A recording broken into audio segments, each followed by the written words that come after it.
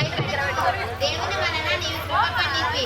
ఇదిగో నువ్వు గర్భము ధరించి కుమారుని కని ఆయనకు యేసు అని పేరు పెట్టెదవు. ఆయన గొప్పవాడే, సర్వోన్నతుని కుమారుని అనబడును. ప్రభువైన దేవుడు ఆయన తండ్రి అయిన దావీదు ఆయనకిచ్చెను. ఏ పురుషుని ఎరువును కానిది ఎలా జరుగును?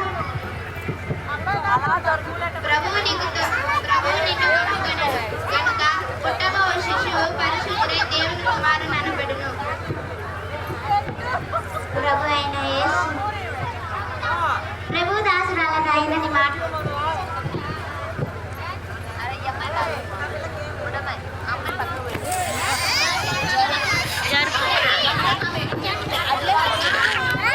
సంవత్సరాల క్రితం ప్రజలు మెస్సయ్య కోసం కనిపెడుతున్న దినములలో గాబ్రియేలు అనే దేవదూత నజరేతు అనే ఊరిలో దావీదు పట్టణస్థుడైన యోసేపుకు అను పురుషునికి ప్రదానము చేయబడిన కన్యక యొద్దకు పంపబడెను.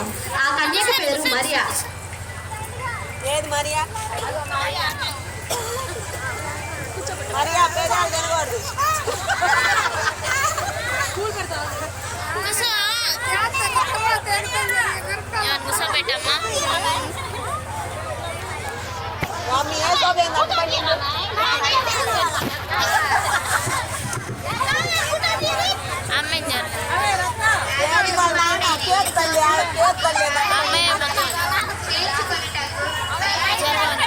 గర్భము ధరించినది. ఆమె పరిశుద్ధాత్మ వలన కలిగినది. ఆమె కుమారుని తన ప్రజలని వారి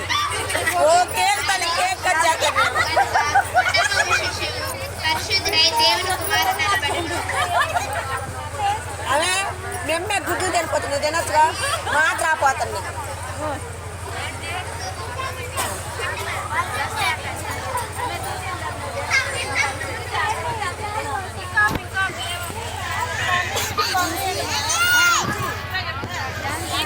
ఏం తీసుకుంటే మర్చిపోయారు.